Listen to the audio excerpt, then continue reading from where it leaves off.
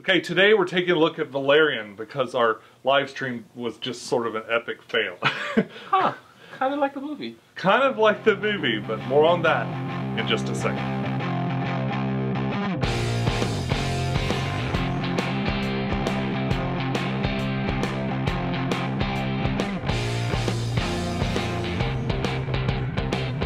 Hey YouTube, I'm pecktec, this is Keifel, you're you, and we're here to talk to you about the Valerian.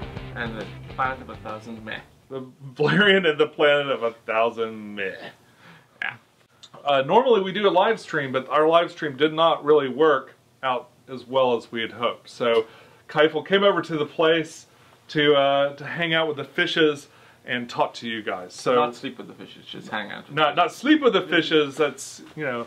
So Keifel, what was your first impression with this film? Nice world building, really nice visuals, zero chemistry from the two leads, and the script was bad. Sadly, you know, it looked good, it looked really good, but the sort of frisson that they're trying to get with the two main characters didn't work because, well, there was no chemistry. There was no chemistry between each of them. There was no chemistry with the audience. It was just like, all right. I was joking with one of my coworkers, and they were like, maybe they should have just done CG for the whole thing. And that might have worked better. And it's like, eh. Yeah, I think as an animated feature, it actually would have worked a little bit better. It probably could have, and you probably would not have. Just like the two mains, I don't know who they are. I don't know if I've seen them in anything. That is how just bland and forgettable those two characters are. It was fairly obvious with this film too that they had planned to start a whole new franchise because they've got this really elaborate world put together. It was very creative and beautiful to look at, but the dialogue was terrible. And the thing was that the original source material, which is a French comic, is pretty good. They've had a lot of, you know, that comic has been around a while and it's quite beloved. This is just kind of, although I've been looking at, this is a Luc Besson film, and this year is the 20th anniversary of The Fifth Element, which I love. And I was kind of looking back at some of the reviews of The Fifth Element, and there were a lot of people that just hated it. The average critic score is in the 50s because, you know, some people panned it, you know, this movie is horrendous, you know, it's a waste of effects, blah, blah, blah. And it's kind of the same feeling you're getting with Valerian, so maybe 20 years from now or 10 years from now, people are going to look back and then go, that was kind of awesome. Okay, so yeah, that's possible. But to me, it was hard to believe that this is the same guy that made Fifth Element, Leon the Professional. Yep. Was it LaFemme Nikita? Did he do that? I think he might have had a co-writing credit in it. I'm not sure. Well, I could not believe that the same guy put together this movie with that opens with this really mundane. Well, the original opening showed a lot of promise. Okay, so it opens with all these people visiting the space station, like from back in the 70s. Yes, and then out through the near future. Yeah. So it was the.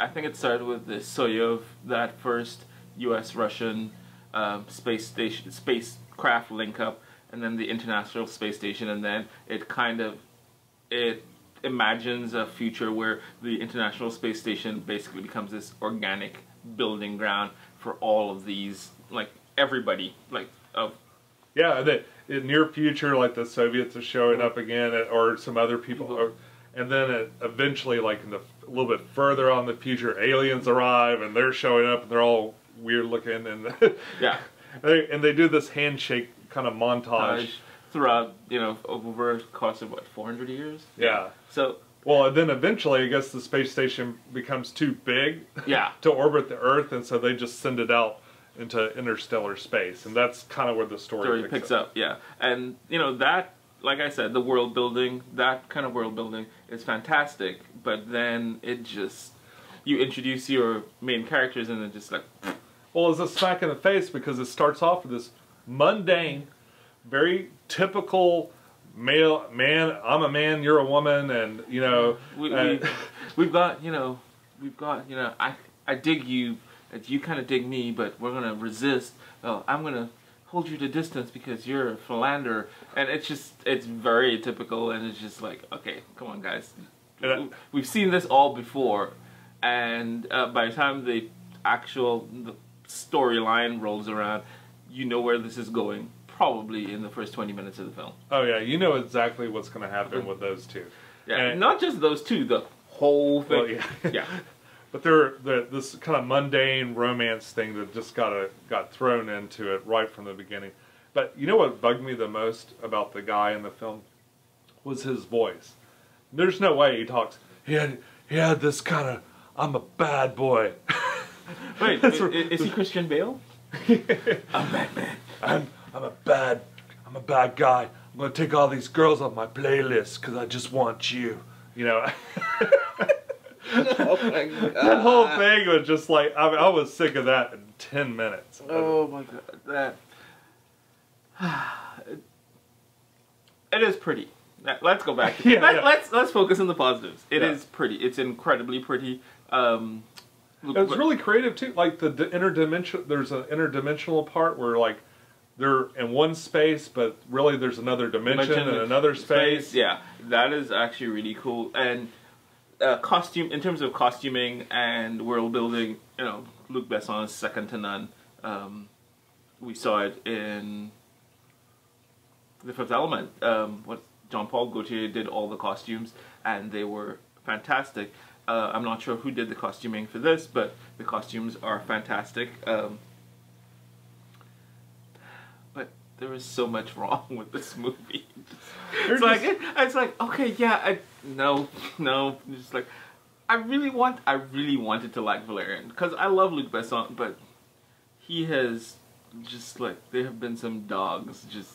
Well, and I love a really beautiful, epic sci-fi film, something with such a scale. I was like, man, how can this lose? Because there's always going to be some part of it that will keep your interest. But no, that's the thing about it. This one, it's like, I'm sitting here, it's been 2 days since we've seen it, and it's like, what is the thing I remember most?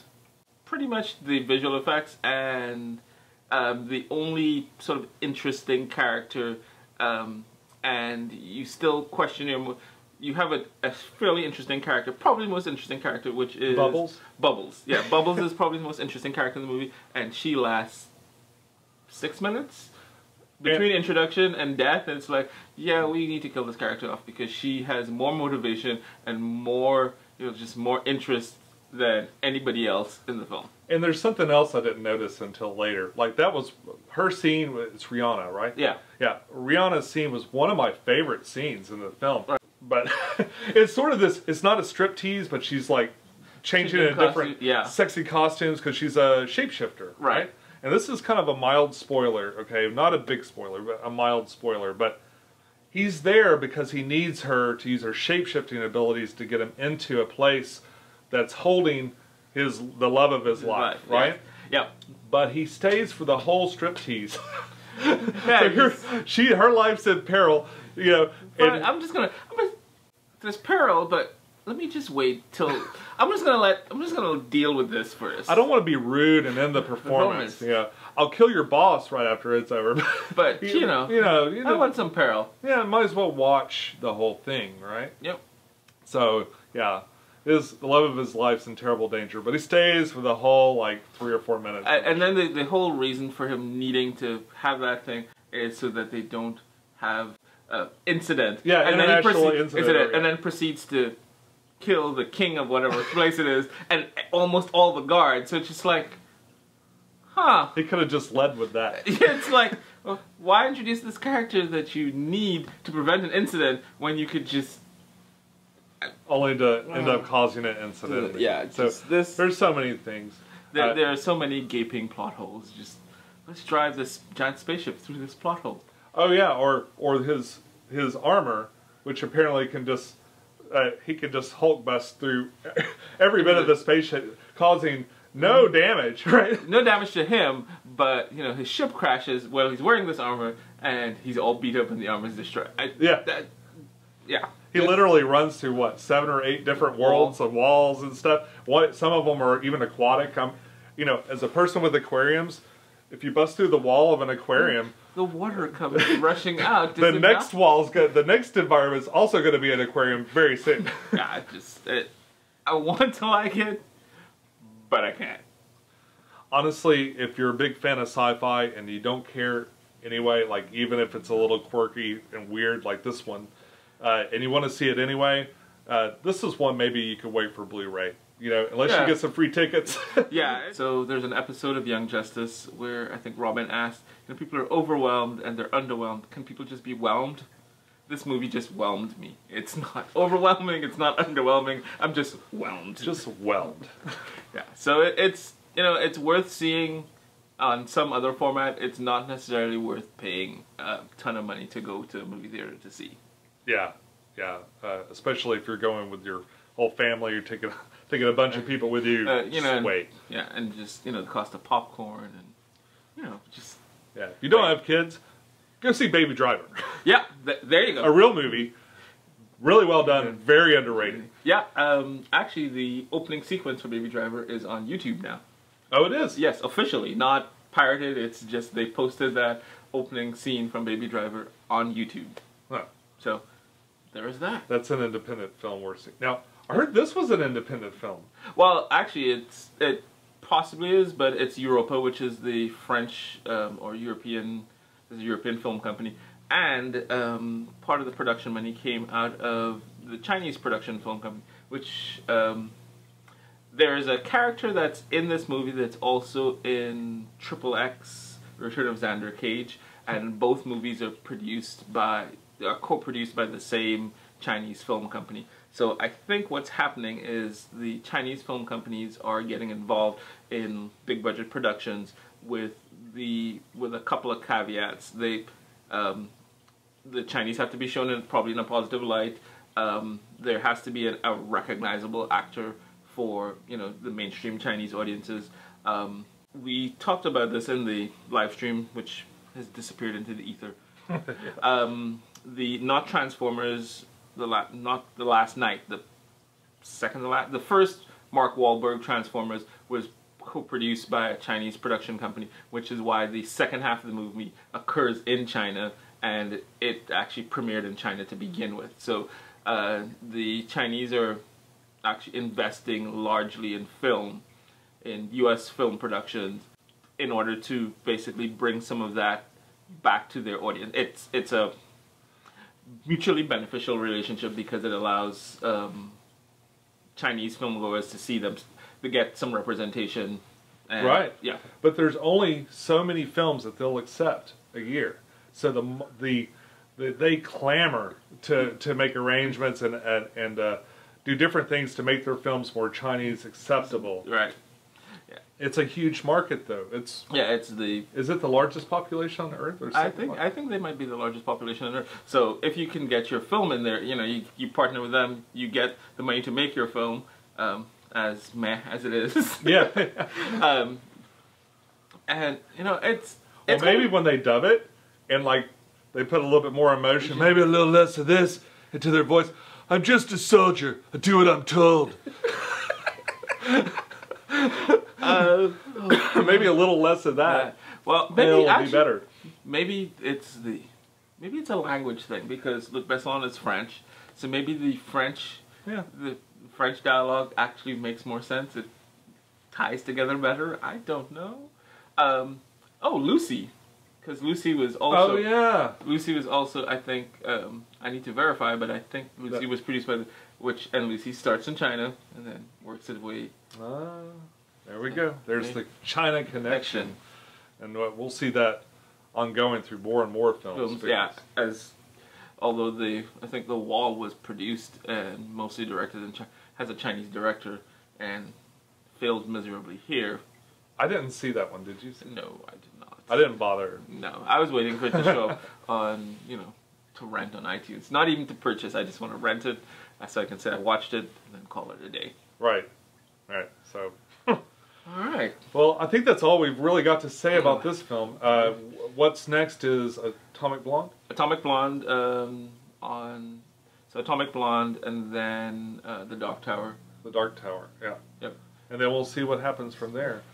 We really appreciate you guys coming out. I know this is, usually mainly a channel about fish and some vlogs and other things, but I've always wanted to do movie reviews. Keifel's a really cool guy. Thank you. who agreed to come with me to these things and kind of offer his point of view, his very unique point of view. It's gonna be a good time. We've been planning this for. We should do this. We've been saying we should do this for 2 years, and yes, now we've done it. We're doing it. We've done it. We're doing it. We're going to keep doing it. I think eventually, what I'd like to do is spawn off another channel that's just movie reviews. But we want to practice. I want to kind of get a feel for it and get used to doing it. So we're doing it here. On camera. And don't look like look, I'm tiny. I'm tiny. Look, it's so small and full. All right. All right. But that's all we have for you this week. Follow your bliss. Go out to the movies. And we'll see you soon. Bye-bye. Bye-bye. Bye-bye. Bye-bye. Bye-bye. Bye-bye.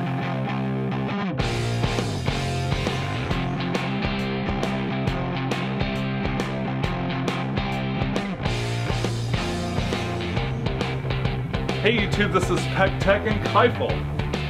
And we've been doing... Camera? Yeah, and wait, I got another.